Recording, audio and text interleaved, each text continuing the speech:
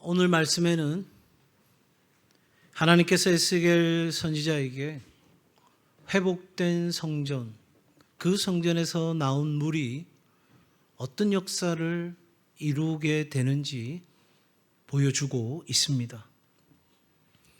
하나님의 비전인 것이죠. 하나님의 계획이고 하나님의 의지입니다. 하나님이 장차 행하실 이 일들에 하나님의 마음이 고스란히 묻어 있습니다. 저는 3주에 걸쳐서 이 본문의 말씀으로 성전의 물이 흐르게 하소서라는 제목으로 말씀을 나누고자 합니다. 왜 하나님께서 에스겔 선지자에게 이와 같은 비전을, 환상을 보여주셨을까? 에스겔의 시대 상황을 먼저 이해할 필요가 있습니다. 에스겔이 살고 있던 그 시대 상황은 참으로 비참한 삶이었습니다. 유대 왕국은, 이스라엘 백성은 바벨론 제국에 의해 멸망당했습니다. 그들이 그토록 사랑하는 예루살렘 성은 불에 탔습니다. 그곳에 살아가던 하나님의 사람들은 바벨론의 포로로 붙잡혀 갔습니다. 한마디로 나라를 잃어버렸습니다. 하나님께서 우리를 선택하셨다. 그래서 우리는 선택받은 백성이다 하는 자긍심, 자부심, 그 무엇도 그들에게서 찾아볼 수가 없는 상태입니다. 한마디로 노예처럼 마지못해서, 죽지 못해서 어쩔 수 없이 살아가던 삶이 에스겔 시대의 이스라엘 백성들의 모습이었습니다. 가능성을 찾아보려고 해도 가능성이 보이지 않습니다. 돌파할 수 있는 방법을 찾아보려고 해도 어떤 것도 보이지 않습니다. 정말 칠흑 같은 어둠이 그들에게 드리워져 있는 삶의 형편입니다. 모든 가망이 끊어졌습니다. 낙심할 수밖에 없고 절망할 수밖에 없는 그 시대적인 상황이 바로 에스겔과 이스라엘 백성들이 맞닥뜨리고 있는 현실이었습니다. 지금 이 시간 예배드리는 성도들 가운데서도, 또 온라인으로 함께하는 분들 가운데서도 이 에스겔과 이스라엘 백성들이 겪고 있는 상황과 환경 가운데 있는 분들이 계시리라고 생각됩니다. 여러분, 바로 그때 그렇게 절망하고 힘겨워하고 아파하고 온통 어두운 가운데서 꼼짝달싹 못하는 삶의 묶어진 가운데 있는 그 상황 가운데서 하나님께서 이 에스겔에게 놀라운 꿈과 비전을 보여주신 것입니다. 우리 인생이 바닥을 치고 가망이 없어 보여지는 그 인생의 황무함 같은 상황 가운데서 어찌할 바를 모를 때 동일하게 하나님은 우리를 위하여 여전히 놀라운 계획을 가지고 계시고 우리 가운데 신실하게 일하고 계시는 하나님이신 줄 믿습니다. 바로 이 점입니다. 여기에 우리의 믿음이 있고 우리의 소망이 있는 것입니다. 우리가 갖게 되는 소망은 모든 가능성이 사라졌음에도 불구하고 하나님은 하실 수 있다는 바로 이 믿음으로부터 나온 소망이지요. 에스겔에게 하나님은 그 이야기를 하는 거예요. 그래서 여러분, 우리가 치유와 회복을 넘어 희망을 넘어 영광으로 나아가는 그 자리까지 우리 하나님은 인도하기를 원하십니다.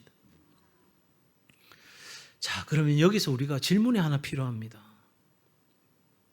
이스라엘은 하나님이 선택한 백성이잖아요. 복 주시기로 결정하신 백성이잖아요. 하나님의 복을 받고 누려야 될 그 백성인데 왜 이렇게 되었느냐 하는 거예요.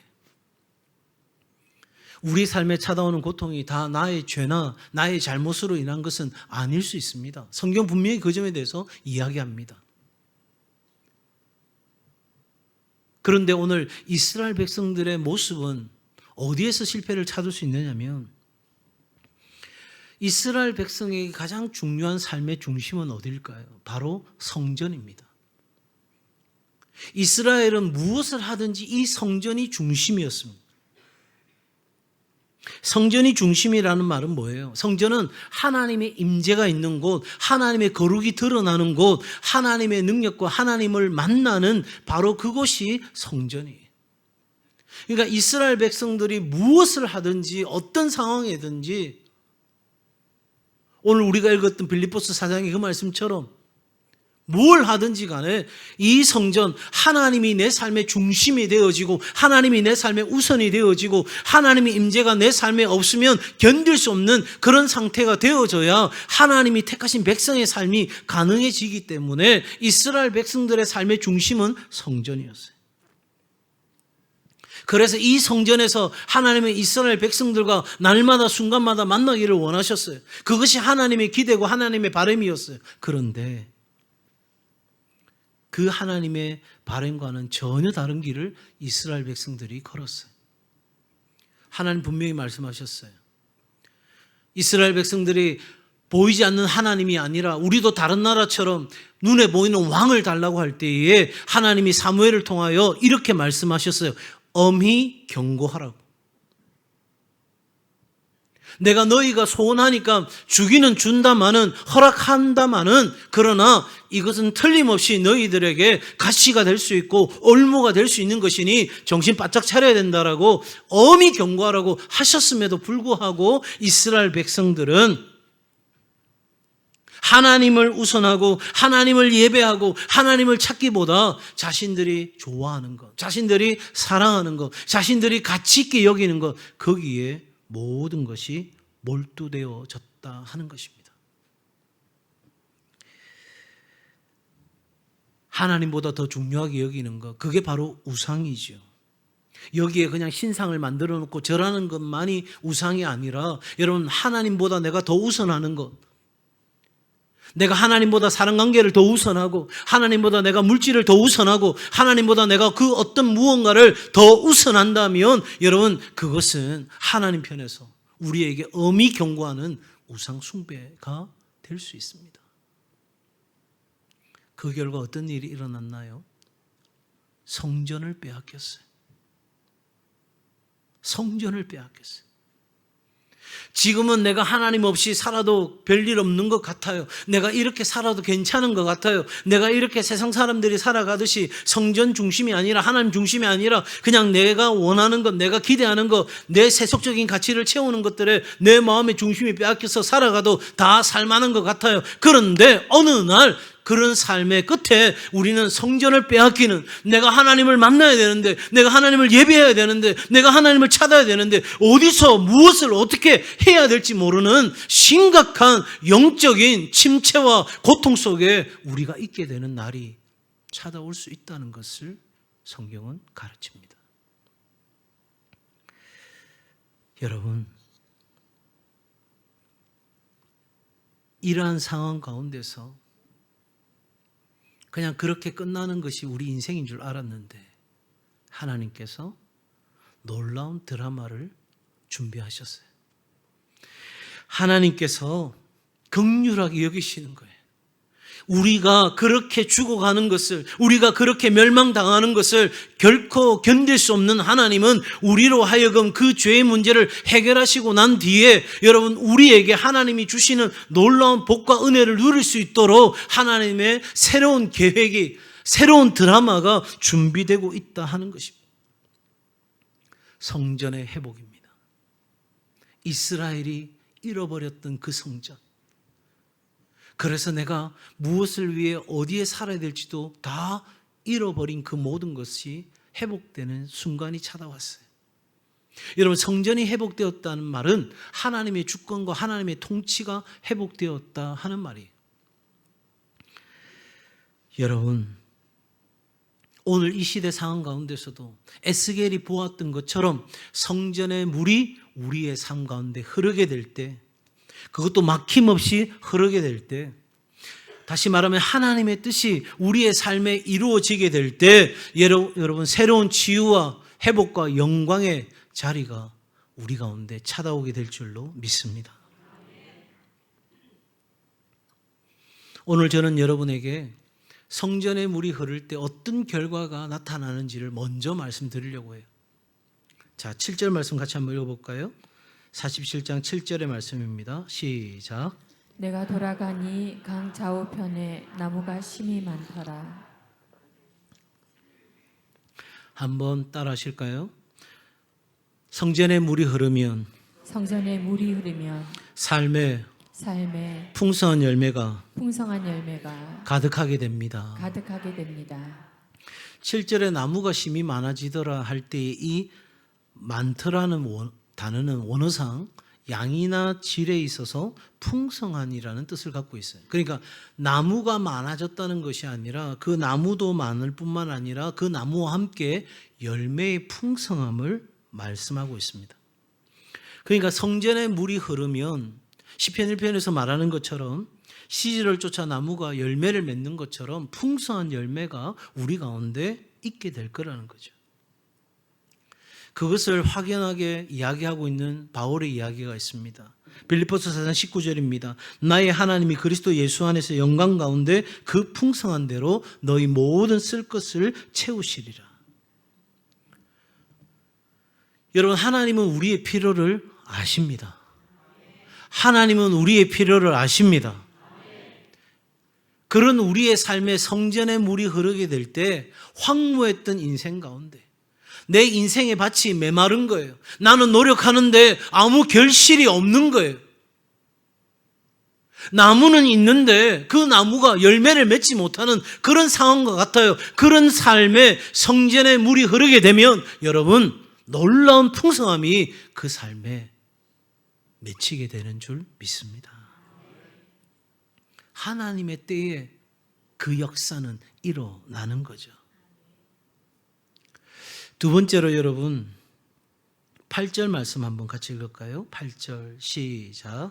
그가 내게 이르시되 이 물이 동쪽으로 향하여 흘러 아라바로 내려가서 바다에 이르리니 이 흘러내리는 물로 그 바다의 물이 되살아나리라. 아멘. 성전의 물이 흐르게 되면요, 두 번째입니다. 한번 따라합시다. 죽은 것이 살아나고 죽은 것이 살아나고 죽어가는 것이 살아납니다. 죽어가는 것이 살아납니다. 믿으시면 아멘. 여러분, 이 8절의 아라바 바다는 지금의 사해를 가리킵니다. 이스라엘에 있는 사해. 이 사해는 남북이 80km, 그리고 동서가 약 17km, 최대 수심이 396m. 아주 큰 호수죠. 여러분, 이 사해에는 요단강에서 매년 약 5억 4천만 톤의 물이 흘러 들어간다는 겁니다. 그뿐만 아니라 여러분, 그 외 몇 개의 주변의 강으로부터 이 사해로 물이 흘러 들어갑니다. 그러면 상식선에서 물이 넘쳐야 되잖아요. 그런데 항상 지중해의 수면보다 약 400m나 낮다고 합니다. 왜 이럴까? 물이 흘러가지 못하고 그대로 증발하기 때문입니다. 엄청난 양의 물은 들어오는데 아무 곳으로도 흘러가지 않고 물이 증발하게 됨으로써 여러분, 이 사해의 물은 일반 바다의 염분 함유량이 4.5%인데 약 7배나 높은 31.5%가 사해 바다의 그 물의 염분이라는 거예요. 그러니까 사람들이 이 사해에 들어가면 붕 뜨는 그런 현상이 일어나게 되죠. 저도 사해를 갔거든요. 그래서 사람들이 그냥 가만히 누우면 뜬다는 거예요. 그냥 가만히 누우면. 그런데 의심하는 저는 내 몸무게도 뜨겠나 싶어가지고 거기서 조금 움직이는 순간 그 작은 물을 먹었다는 거 아니겠어요? 하여튼 조만간에 우리도 한번 가봅시다. 여러분, 물이 너무 짜기 때문에 그곳에는 풀 한 폭이 자랄 수가 없는 거예요. 사해는 그 말 그대로 죽은 바다입니다. 그런데 오늘 여기 8절부터 10절까지 말씀을 읽어보게 되면 성전에서 나온 물이 생명수 강이 되어 사해로 흘러 들어가는 것을 보게 됩니다. 그러니 어떤 일이 일어납니까? 그 성전의 물이 흘러 들어가는 순간 죽은 바다가 생명체가 살 수 있는 바다가 됩니다. 살아있는 물로 고침을 받는 역사가 일어납니다. 여러분, 성전에서 흘러나온 물로 사해는 더 이상 죽음의 바다가 아니라 생명의 바다가 됩니다. 그러니 이 강에 고기가 살게 되고 강가에 있는 어부가 살게 됩니다. 여러분, 어부들은 엔게디에서 에네글림까지 그물을 치는 그래서 여러분 그 생명의 역사가 일어나니까 주변의 사람들까지 복과 은혜를 누리는 일들이 일어납니다. 그리고 그 큰 바다에 많은 종류의 고기가 살게 됩니다. 이 말의 핵심이 뭡니까? 성전에 물이 흐르게 되면 그 물이 흐르는 각처에 모든 것이 살 것이다. 내 삶의 모든 영역이 사는 역사가 있게 되는 줄 믿습니다. 이 성전의 물이 내 가정 가운데 흘러오면, 연약한 내 인생 가운데 흘러오면, 이 성전의 물이 주의 공동체 가운데 흘러오면, 이 나라 이 민족 가운데 흘러오면 그 물이 흐르는 곳마다 살아나는 역사가 있게 되는 줄 믿습니다. 죽은 인생이 사는 인생이 되고요, 죽을 것 같은 인생이 사는 인생이 됩니다. 반드시 삽니다. 저한테 이렇게 말씀할 분들 딱 두세 분 있어요. 목사님, 성전에 물이 흘러도 죽을 사람은 다 죽던데요. 죽을 것 같은 내 인생이 해결이 안 되는데요. 첫 번째 묻고 싶어요. 다음번에 이제 나누겠지만 성전의 물이 제대로 흐르고 있는지 묻고 싶어요. 진짜 제대로 성전의 물이 당신의 삶에, 가정에, 일터에 흐르고 있는지 묻고 싶어요.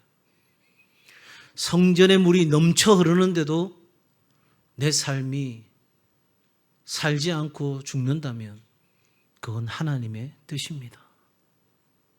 그리고 우리는 그 하나님이 선하시다고 고백하는 거예요. 그게 신앙이에요. 그러나 하나님이 우리에게 주시고자 하시는 것은 생명입니다. 평강입니다. 잘 되는 겁니다. 그래서 이 성전의 물이 내게 흐르고, 가정에 흐르고, 내 자녀에게 흐르고, 내 일터에 흐르고, 주의 공동체, 나라 민족 가운데 흐르면 반드시 사는 역사가 일어나는 거예요. 여러분, 사람들이 다 떠났습니다. 왜?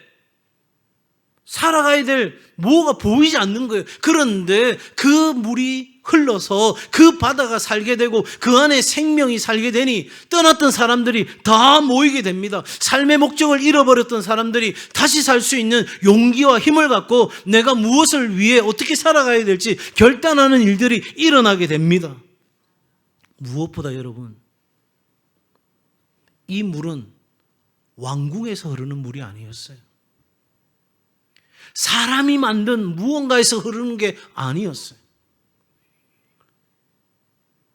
여러분, 성전에 물이 흐른다? 다시 말하면 그러면 내가 365일 24시간 그냥 교회만 있어야 되느냐? 아니요. 그 말이 아니고요. 여러분, 성전에 물이 흘러야 세상에 물이 들어와도 우리는 그것을 가지고 하나님 나라 영광을 위해서 아름답게 사용할 수 있는데, 성전에 물이 흐르지 않으면, 세상의 물이 우리 가운데 들어오면 우리는 다 죽은 바다가 되는 거예요.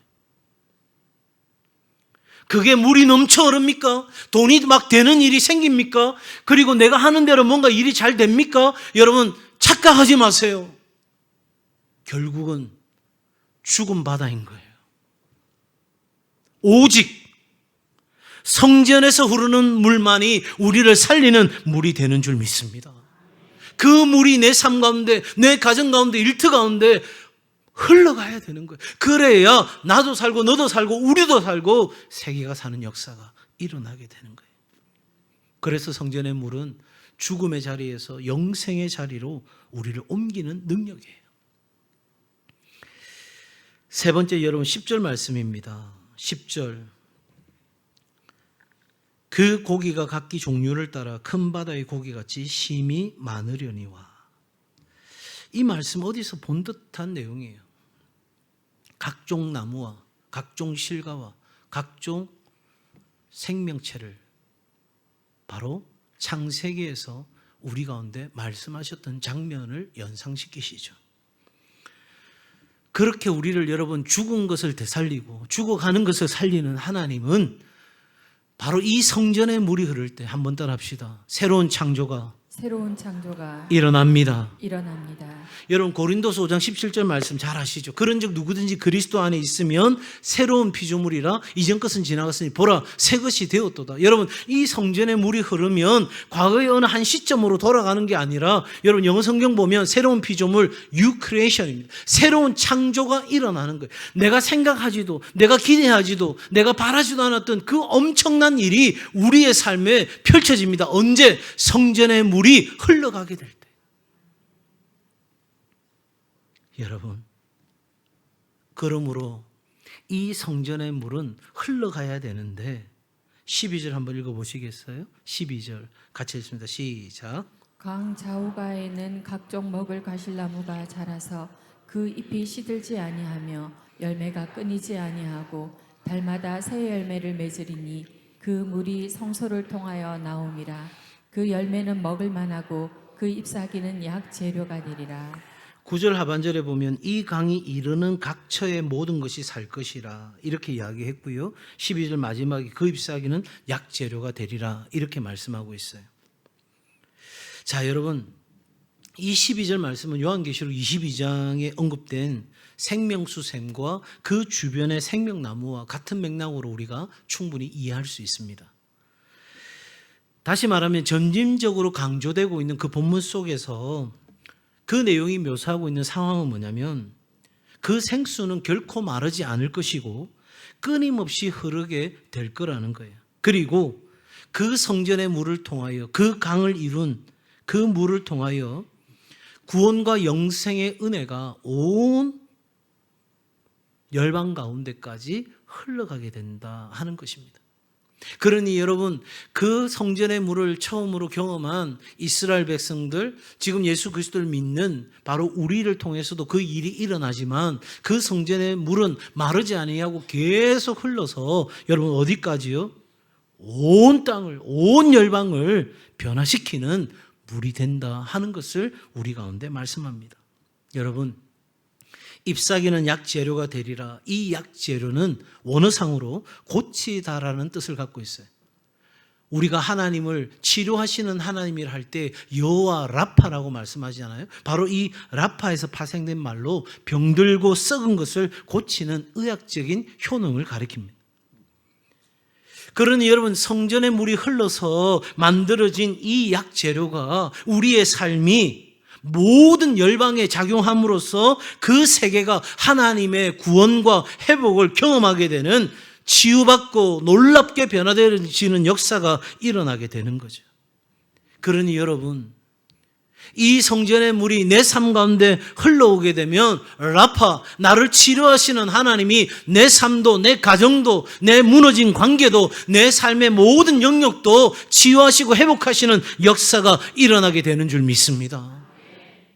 성전의 물이 흐르면 삽니다. 성전의 물이 흐르면 반드시 삽니다. 사랑하는 여러분, 그렇게 치유된 우리가 생명나무가 되어 우리에게서 고이지 아니하고 그 성전의 물이 우리를 넘어 열방 가운데 흘러가게 될 때 온 세상 만물은 변화되어지는 역사가 일어나는 거죠. 이제 올해 우리는 이 성전의 물이 우리에게서 멈추지 아니하고 흘러가기 위해서 청년들을 마카오와 홍콩으로 보냈습니다. 우리 청소년들을 일본으로 보냈습니다. 그리고 우리 박 권사님 스스로 결단하여서 아프리카 부룬디를 향해 나아갔고요. 저는 이제 9월에 다시 중동과 아프리카로 나아갑니다. 여러분, 바로 그곳에 서서 하나님의 주권을 선포하고 이 땅이 하나님께로 돌아오기를 선포하고 그래서 우리에게 흘러온 이 성전의 물이 우리의 작은 몸짓을 통하여 우리의 작은 헌신을 통하여 우리의 작은 기대를 통하여 계속해서 그 땅 가운데 흘러가기를 우리는 선포하기를 원합니다. 우리는 미약합니다. 부족합니다. 그럼에도 불구하고 하나님이 내게 주신 이 성전의 물이 내게서 고이지 아니하고 땅끝까지 흘러가기 위해 모든 곳에 모든 영역에 흘러가는 그 일을 위하여 우리가 일어서서 주님 앞에 헌신하고 나아갈 때에 하나님은 우리를 통하여 놀라운 일을 행하여 주실 줄로 믿습니다. 사랑하는 여러분, 고쳐지는 역사를 기대합시다. 되살아나는 역사를 기대합시다. 여러분, 우리를 통해 하나님이 놀랍게 일하실 우리의 삶, 우리의 가정, 우리의 일터, 우리의 자녀들, 주의 몸된 교회, 그리고 나라 민족과 온 세계 열방까지 이 성전의 물이 흘러가는 걸 꿈꾸며 나아가는 은혜가 있기를 주의 이름으로 축복합니다.